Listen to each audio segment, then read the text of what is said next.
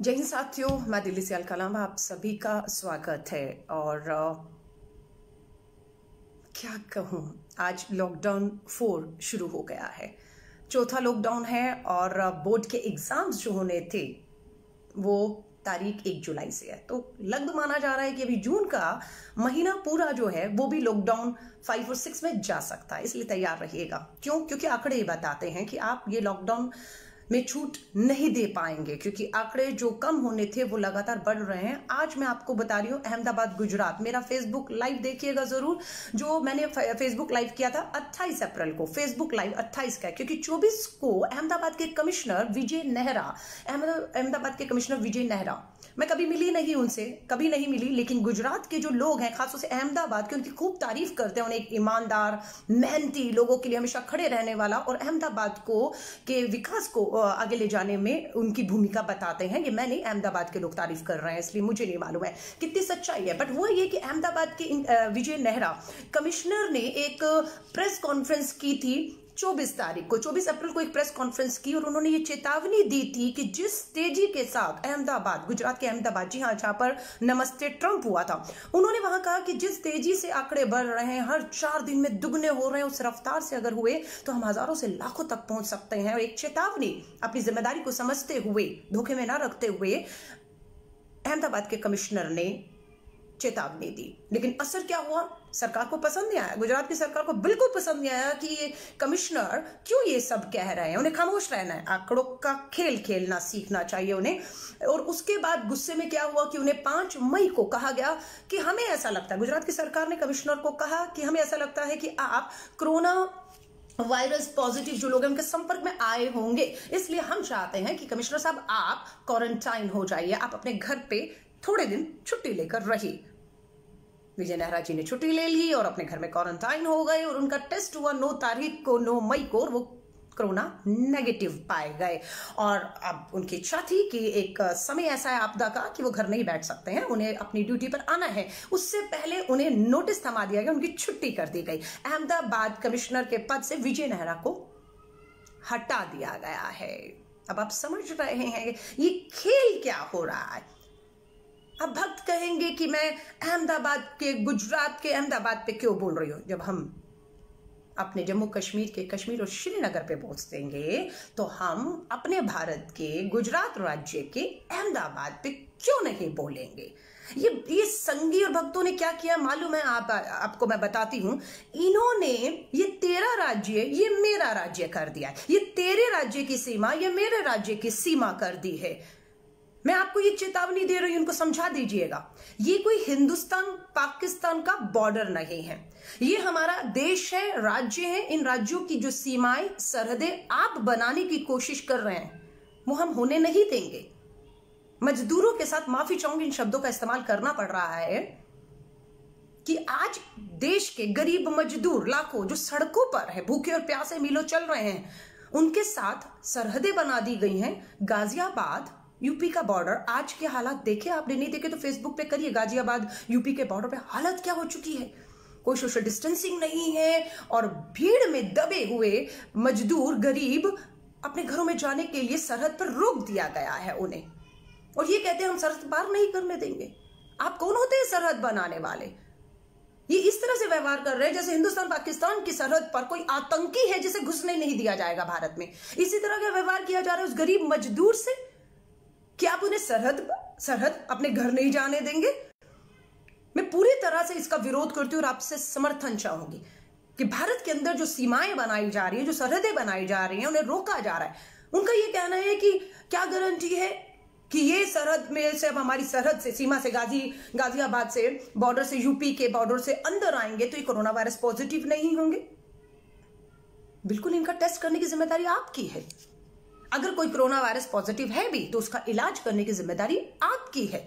आप उसको यू कहकर आप उसे भगा कैसे सकते हैं कि आप मेरे राज्य के नहीं हैं, आप मेरे राज्य में काम नहीं कर रहे थे, आप बाहर से हैं, मैं आपको घुसने नहीं दूंगा। ये सरहदें और सीमाएं बनाई जा रही हैं। आज प्रियंका गांधी जी ने लगातार, क्योंकि कांग्रेस की अध्यक्षा श्रीमती सोनिया गांधी जी ने 3 मई को कहा कि जितने भी गरीब मजदूर सड़कों पर उनकी मदद करिए, उन्हें खाना, रहना, अगर ट्रेन और बसें की सुविधा देनी है तो कांग्रेस के कार्यकर्ताओं को अपनी पैसे से, जेब से, अपनी पैसे से उनकी मदद करनी चाहिए। हर राज्यों के हमारे जो प्रभारी कांग्रेस के हैं वो आगे बढ़े मदद के लिए और अपने तौर तरीकों पर, क्षमताओं में मदद करने लग गए। वहीं पर प्रियंका गांधी जी यूपी की महासचिव प्रभारी हैं। उन्होंने अपनी जिम्मेदारी समझते हुए एक हेल्पलाइन जारी किया, जिसका नंबर जो मैं आपको दोबारा बता रही हूं, उसका नंबर जो है, उसका नंबर 7399901414 है। इसको उन्होंने मार्च और अप्रैल के महीने में ही शुरू में लॉन्च कर दिया। लॉन्च करते ही पूरे देश के अंदर यह नंबर वायरल हो गया। वायरल होते ही कि पूरे देश के अंदर जहां जहां जिन राज्यों में उत्तर प्रदेश के लोग फंसे हुए थे, उन्होंने प्रियंका गांधी जी की हेल्पलाइन पे कॉल करनी शुरू कर दी। कोई कहीं राज्य में, कोई कहीं राज्य में, और बोला कि हमें आपकी मदद की जरूरत है। प्रियंका गांधी जी के प्रयासों से 1000 बसेस का अरेंज किया गया, 1000 बसेस को, और वो 2 दिन से यूपी के बॉर्डर पे खड़ी हुई है। क्योंकि ये मदद, अगर ये कहते हैं कि राजनीति है तो मैं माफी चाहूंगी, हम राजनीति में हैं और इस समय इस तरह की राजनीति की इस देश को, गरीब मजदूर को सख्त जरूरत है कि आप राजनीति के तहत उन मजदूरों की मदद के लिए 1000 बसेस का इंतजाम कर देती हैं प्रियंका गांधी।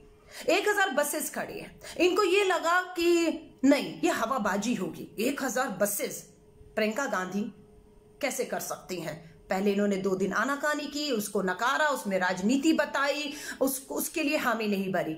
लेकिन फिर इनको लगा कि क्यों नहीं एक बार प्रियंका गांधी का टेस्ट किया जाए, और उन्होंने लेटर लिखा प्रियंका गांधी जी को, योगी सरकार ने, कि हाँ ठीक है, हम आपकी 1000 बसेस का अपने मजदूरों को लाकर के लिए इजाजत देते हैं, लेकिन आप अपने बसों के नंबर और ड्राइवर के नाम, फोन नंबर, 3 चीजें हमें बताइए। उन्हें लग रहा था कि शायद प्रियंका गांधी नहीं कर पाएंगी, लेकिन प्रियंका गांधी जी की इन 1000 बसों की तैयारी, उस नंबर को वायरल करना, लोगों के कॉल रिसीव करना, एक डाटा बनाना और उसकी तैयारी करने में एक लंबा समय लगा था। और उसके बाद वो आज यहां पहुंची थी कि उन्होंने कहा मेरी बसें खड़ी हैं, ऑलरेडी खड़ी हैं, फिर भी आप कहते हैं कि नाम और नंबर दीजिए, हम दे देते हैं। और कुछ घंटों के अंदर ही, जैसे ही योगी आदित्यनाथ मुख्यमंत्री का लेटर मिला कि आप हमें बस से ड्राइवर का नाम और मोबाइल नंबर दीजिए, प्रियंका गांधी ने कुछ घंटों में, 2-3 घंटों के अंदर ही वो सारी की सारी जानकारी उत्तर प्रदेश की सरकार को भिजवा दी है। अभी मैं टीवी 9 भारत के इंटरव्यू पर थी और वहां पर जब पता लगा कि आप नहीं फंसा पाए, आपको लग रहा था कि ये झूठी जानकारी होगी, प्रियंका गांधी जो बता रही है 1000 बसेस खड़ी हैं वो तो सच खड़ी हैं, तो अब क्या कहा, अब कहा नहीं नहीं नहीं नहीं, हम इतने लोगों को अभी ले कैसे पाएंगे, उनकी तो टेस्टिंग करनी पड़ेगी, उस टेस्टिंग में समय लगेगा। तो आप बनाइए ना उनके लिए शिविर, कैंप लगाइए ना, उन्हें खाने का, उनके खाने और रहने का इंतजाम कीजिए ना, आप उनका टेस्ट कीजिए ना, जो पॉजिटिव है उनको इलाज दीजिए, जो नेगेटिव है उन्हें घर भेजिए ना। नए से नए बहाना ढूंढे चले जा रहे हैं। जैसे अहमदाबाद के कमिश्नर को बताया कि आप सही आंकड़े बता रहे हैं। गुजरात के अहमदाबाद की अभी की रिपोर्ट आई है, जैसे दिल्ली के मुख्यमंत्री केजरीवाल आंकड़ों से खेल रहे हैं, मौत के आंकड़ों को वो छुपा रहे हैं, बता नहीं रहे, क्योंकि उसमें उनकी थू-थू होती है, उनकी नाकामियां सामने आती हैं। वैसे ही गुजरात का अहमदाबाद चाइना का वुहान बन रहा है, क्योंकि जब चाइना में कोरोना वायरस हुआ तो वुहान एक सिटी है जो केंद्र बनी वो कोरोना वायरस का। इसी तरह पूरे देश के गुजरात का अहमदाबाद सेंटर बन चुका है। आज गुजरात के अंदर, आज 18 मई को 35 मौतें मात्र गुजरात में हुई और उनमें से 31 मौतें अहमदाबाद की हैं। ये राजधानी है गुजरात की, ये मॉडल है उसका। आज गुजरात के अंदर 367 अगर मामले आए हैं तो 367 मामलों में से 263 मामले मात्र अहमदाबाद के हैं। पूरे गुजरात में अगर 11,744 मामले आए हैं पूरे गुजरात में, तो मात्र अहमदाबाद में 8,686 मामले आए हैं। पूरे गुजरात में अगर अभी तक 700 मौतें हो चुकी हैं तो उसमें से 700 में से मात्र अहमदाबाद में 555 मौतें हुई हैं। आप देख रहे हैं वही गुजरात का अहमदाबाद है जहां पर समय रहते कार्रवाई न करके नमस्ते ट्रंप के नाम पर लाखों लोगों को स्टेडियम में इकट्ठा किया गया था। और यही अहमदाबाद के कमिश्नर ने जब जगाने का काम किया तो उनको कहा आपको ही क्वारंटाइन हो जाना चाहिए, आपको ही लगता है कि आपको कोरोना वायरस शायद हो गया है, उन्हें घर भेज दिया गया। उसके बाद उनका टेस्ट हुआ है और वो नेगेटिव पाए जाते हैं, और उसके बाद जब वो इच्छा जाहिर कर रहे हैं कि इस आपदा के घन संकट में मैं घर नहीं बैठ सकता हूं, मुझे अपनी ड्यूटी पर आना है, तो उनकी छुट्टी कर दी गई अहमदाबाद कमिश्नर के पद से। तो मैं आपको साफ साफ कह रही हूं, सिर्फ आंकड़ों से खेला जा रहा है। राजनीति की बात है। निर्मला सीतारमण जी को आपने सबने सुना, वीडियो खूब वायरल हुआ, मैंने भी शेयर किया। निर्मला सीतारमण जी वित्त मंत्री हैं, वो राहुल गांधी जी को कह रही हैं कि आप क्यों उस गरीब मजदूर को मिलने गए, आपने क्यों उसका दर्द सुना, आपने क्यों उसकी कहने पर उसकी मदद की, उसको गाड़ी व्यवस्थित करके उसके घर तक पहुंचा दिया। उनका ये कहना था कि आपने उसके साथ बैठकर, उसको बिठाकर, उससे बात करके उसका समय बर्बाद किया। आपको ये नहीं करना चाहिए था, आपको उसके बच्चों को उसका सूटकेस उठाकर उसके साथ पैदल चलते चलते बात करनी थी, उसके घर तक ले जाते हुए पैदल, ताकि उसका समय बर्बाद ना होता। ये हमारी वित्त मंत्री का बयान है। अब ये कह रहे हैं कि देखिए, मैं आपको साफ कह रही हूं, थोड़ा समझ लीजिए राजनीति को। जब एक राज्य के भीतर का मामला होता है तब वो राज्य का मामला होगा, उसके मुख्यमंत्रियों को कोई दो राय नहीं, जिम्मेदारी पूरी लेनी चाहिए। जब एक राज्य से दूसरे राज्य का मामला बन जाता है तो ये केंद्र के अधीन बात आती है। यहां पर केंद्र को अब कोऑर्डिनेशन करना है। प्रधानमंत्री नरेंद्र मोदी जी ने बहुत बार वीडियो कॉन्फ्रेंसेस की कि देश के मुख्यमंत्रियों के साथ लगातार मैं बातचीत और संपर्क में कर रहा हूं। आप लगातार देश के मुख्यमंत्रियों को बिठा के बात तो कर रहे थे, पर कोऑर्डिनेशन नहीं कर पाया। आज एक राज्य से दूसरे राज्य लोगों को जाना है और रेल मंत्रालय कहता है हमारी ट्रेनों को राज्यों में अंदर जाने और बाहर जाने के लिए एनओसी नहीं मिल रहा है। अरे अभी तक देश में ट्रेनें चल कैसे रही थी? क्या वो मोहताज थी एनओसी की? राज्य सरकारें एक दूसरे राज्यों में जब ट्रेन, पूरे देश के अंदर एक जाल बिछा हुआ है, क्या वो इजाजत से ट्रेनें चलाई जाती थी? तो आज को इजाजत की आपको जरूरत है। और कोई राज्य अपने मजदूरों को लेने से मना करता है, और कोई राज्य अगर मजदूरों को अपने राज्य जाने से रोकता है। दो चीजें हैं, एक राज्य छोड़ के जाना चाहते हैं, दूसरे अपने राज्य में जाना चाहते हैं। दोनों में अगर कोई भी राज्य मजदूरों का शोषण करता है, उनके साथ अत्याचार करता है, उन्हें रोकता है जाने और आने से, तो मैं आपसे उम्मीद करती हूं आवाज उठाइए। उन्हें जाने से और अपने गृह राज्य पहुंचने से अंदर से कोई रोक नहीं सकता है। आज एक और वीडियो सामने आया है, टीवी के अंदर चल रहा है, वायरल है, आपने देखा या नहीं देखा मुझे नहीं मालूम है। अनाज की गाड़ियां जिसपे लिखा हुआ है कोरोना आपदा राहत सामग्री जा रही है, उसमें कोरोना आपदा राहत सामग्री जा रही है उन सरकारी ट्रक में, और वो ट्रक में सामग्री क्या थी? गरीब के लिए मुफ्त भेजा गया 1000 बोरी अनाज था, जो कहां भेजा गया था? उत्तर प्रदेश के गरीब मजदूर किसान के घर पहुंचाने के लिए 1000 बोरी अनाज भेजा गया केंद्र से उत्तर प्रदेश में। लेकिन वो पहुंचा कहां? उत्तर प्रदेश में ही पहुंचा। वो ट्रक मध्य प्रदेश में पाया गया और उसकी काला बाजारी हो रही थी। 1000 की जो मुफ्त में अनाज उत्तर प्रदेश पहुंचना था, वो काला बाजारी और बिकने के लिए मध्य प्रदेश में पकड़ा गया है। न्यूज देख लीजिएगा, वायरल है, मैं कुछ नहीं कह रही इसमें। मैं सिर्फ आपसे ये कह रही हूं कि अगर हमारी जो सरकारें हैं, चाहे वो हमारी सरकार आपकी राजस्थान में है, छत्तीसगढ़ में, पंजाब में है, पौंडीचेरी में है, 4 राज्यों में कांग्रेस की अपनी सरकार है, और आप अगर झारखंड कहें या महाराष्ट्र कहें, वहां पर हमारे समर्थन से सरकार कोई और चला रहा है। हमारा तो सिर्फ कुछ विधायकों का समर्थन है उन सरकारों को। फिर भी उनकी भी जिम्मेदारी लेते हुए 6 राज्य मात्र देश में मैं आपको बता सकती हूं। अगर वहां कोई कमी विद इन अ स्टेट है, आप बताइए। हम ये नहीं कहेंगे आप राजनीति कर रहे हैं, हम उसे सुनेंगे, हम अपनी सरकारों को, अपने मुख्यमंत्रियों को उस बात के लिए बताएंगे कि ये जानकारी हमारे ध्यान में आई है कि हमारी कांग्रेस की अपनी सरकारों के तहत सिर्फ 2 में हमारे सहयोगियों की सरकार है, 4 में हमारी कांग्रेस की सरकार है। अगर कुछ होता है तो हम जिम्मेदारी लेते हैं, हमें राजनीति नहीं कहेंगे इसे, आप बताइए हमें। लेकिन अगर हम आपसे दूसरे राज्यों की बात करते हैं, क्योंकि वो राज्य, इनका कहना है कि वो तुम्हारा राज्य, ये मेरा राज्य है, ये तुम्हारे लिए होगा। ये जिनको हिंदू मुस्लिम करने की आदत है ना, ये तुम्हारा राज्य, ये मेरा राज्य, तुम्हारी सरहद मेरी सरहद, हाँ, ये तुम्हारी सरकार, ये मेरी सरकार, जी नहीं, ये देश हमारा है, इस देश का हर राज्य हमारा है, इस देश का मजदूर हमारा है। इसलिए मैं आपसे कह रही हूं, बहुत से अच्छे अधिकारी, जिस तरह से मैंने अहमदाबाद कमिश्नर विजय नेहरा के बारे में आपको बताया है कि किस तरह एक साजिश करके, क्योंकि वो सच्चाई बता रहे थे, उन्हें वहां से बर्खास्त किया गया है।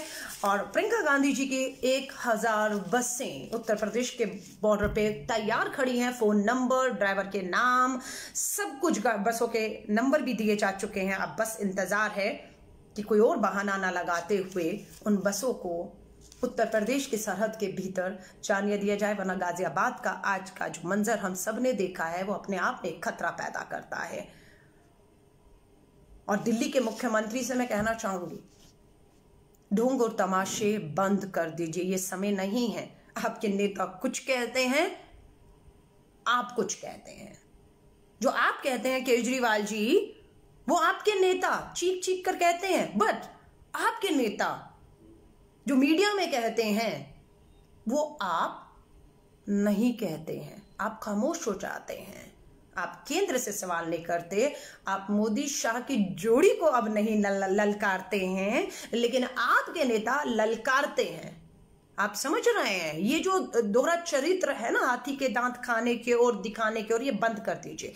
आज इनके नेता यशवंत सिन्हा जी राजघाट पर, अभी मैंने सुना कि वो सत्याग्रह कर रहे हैं राजघाट पर, और उन्होंने मांग की है कि देश के अंदर जो पूरे मजदूर लाखों एक जगह से दूसरी जगह जाना चाहते हैं, काम सेना को सौंप दिया जाए, कि सेना तुरंत अपने हाथ में जिम्मेदारी लेते ही कुछ दिनों में जो है ये समस्या का पूरी तरह समाधान कर देगी। जो भी मजदूर जहां भी फंसा है, सड़कों पर है, उन्हें तुरंत सेना अपने घरों तक सुरक्षित पहुंचा सके और उन्हें आप खाना, इलाज वो सब दे सके। ये मांग को लेकर यशवंत सिन्हा राजघाट सत्याग्रह कर रहे थे, लेकिन अभी मैंने देखा है कि उन्हें पुलिस ने गिरफ्तार कर लिया है। लेकिन आम आदमी पार्टी के नेता जो हैं तुरंत यशवंत सिन्हा का समर्थन करने वहां पहुंच गए। याद रखिएगा,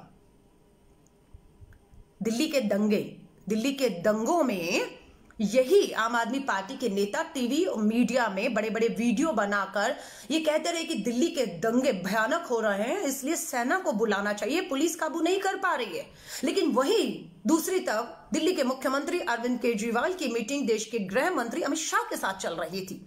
उस मीटिंग के अंदर जो सही जगह थी, जो सही समय था कि दिल्ली के मुख्यमंत्री केजरीवाल देश के गृह मंत्री से ये निवेदन करते कि दिल्ली के दंगों में पुलिस नाकाम हो रही है रोकने में, आप सेना को बुलाइए। वहां उन्होंने वो बात नहीं कही। अमित शाह जी के सामने उन्होंने चुप्पी साध ली और एक बार भी ये नहीं कहा कि सेना को भेजिए, पुलिस के बस का नहीं है, वहां मारकाट हो रही है, लोग अपनी जान से हद हो रहे हैं, नहीं कहा। लेकिन बाहर इनके नेता ये बयान देते रहे सेना बुलाइए। आज भी वो यशवंत सिन्हा जी का ढोंग कर रहे हैं, यशवंत सिन्हा जी का समर्थन करने का ढोंग कर रहे हैं, वहां पहुंच गए हैं कि हाँ सेना बुलाई जानी चाहिए। मैं इस बात का समर्थन करती हूँ। यशवंत सिन्हा जी ने जो कहा है, मैं व्यक्तिगत तौर पे, कांग्रेस का क्या स्टैंड है वो कांग्रेस बताएगा, लेकिन मैं व्यक्तिगत तौर पे यशवंत सिन्हा जी के साथ सहमत हूं कि हाँ, अगर सरकार से ये नहीं संभल रहा सब कुछ भी, दो राज्यों के बीच में कोऑर्डिनेशन करने में आप फेल हो चुके हैं, तो सेना को सौंप दीजिए, क्योंकि लोगों की जान पर बनाई है। आज 4th लॉकडाउन आपने घोषित कर दिया, 31 मई तक 4th लॉकडाउन आज है, लिखकर रख लीजिए। 5th लॉकडाउन भी आएगा, 6 भी आएगा, जून पूरा उसमें जाएगा, उसके बाद 1 लाख और 2 लाख भी मामले पहुंच जाएं, उसकी चपेट में भगवान न करे, मैं दोबारा दुआ करती हूं आप और हम आए, आप और हमारा परिवार आए। इसलिए अपने आप को सुरक्षित रखिएगा। आंकड़ों का बहुत बड़ा खेल हो रहा है, क्योंकि विश्व में वाहवाही लूटनी है कि पूरे विश्व में एक ही नेता है जिसकी इतनी बड़ी आबादी होने के बावजूद भी उसके आंकड़े जो हैं वो कुछ भी नहीं है। पर ये सच्चाई नहीं है, सच्चाई छुपाई जा रही है। सच्चाई बताने पर ही विजय नेहरा, अहमदाबाद के कमिश्नर को वहां से छुट्टी कर दी गई, उन्हें हटा दिया गया कमिश्नर के पद से। सो मैं आप सभी से कहूंगी, सचेत रहिए। 4th लॉकडाउन शुरू हो चुका है। घरों में रहिए, अपने हाथों को लगातार धोते रहिए, जितना हो सके मास्क का, हैंड ग्लव्स का इस्तेमाल करिए, बाहर मत जाइए, अपने आप को पूरी तरह से सुरक्षित रखिए, क्योंकि जो 1 लाख से अधिक लोग कोरोना वायरस पॉजिटिव हुए हैं वो भी ये सोच रहे थे कि मुझे नहीं हो सकता है, लेकिन उनको हुआ है। तो मैं आप सभी से कहूंगी, अपने आप को सुरक्षित रखिए और बिल्कुल इस गरीब मजदूर की आवाज, क्योंकि एक और मजाक बार बार भाजपा के प्रवक्ताओं द्वारा श्री राहुल गांधी जी ने जब तीसरी प्रेस वार्ता की तो उसमें ये सुझाव दिए थे कि ये जो लाल और संतरी और हरा जोन है कि कौन सबसे खतरनाक इलाके हैं जहां पर सबसे ज्यादा कोरोना वायरस पॉजिटिव के लोग हैं, और ग्रीन जहां पर कोई नहीं है, ये केंद्र नहीं तय करे, ये राज्यों को तय करने दीजिए, क्योंकि वो जमीन पर उन्हें ज्यादा हकीकत इस बात की मालूम है। दिल्ली सरकार को लड़ना चाहिए था। लॉकडाउन 1, 2, 3 तक ये जोन तय करने का काम केंद्र कर रहा था और दिल्ली को पूरे रेड जोन में डाल दिया। लेकिन अरविंद केजरीवाल दिल्ली के लिए लड़े नहीं, बिल्कुल नहीं लड़े। अगर आवाज दिल्ली और देश की उठाई तो राहुल गांधी जी ने उठाई और ये दबाव बनाया कि ये जोन तय करने का जो फैसला है वो केंद्र सरकार दिल्ली में बैठकर ना करे, ये राज्यों के मुख्यमंत्री और सरकारों पर, वहां के अधिकारियों के ऊपर छोड़ दे। आज खुशी की बात है कि राहुल गांधी जी की इस बात को मानते हुए लॉकडाउन 4 में ये सरकार, केंद्र सरकार ने ये फैसला लिया कि अब जोन तय करने का काम केंद्र सरकार नहीं राज्य सरकारें करेंगी।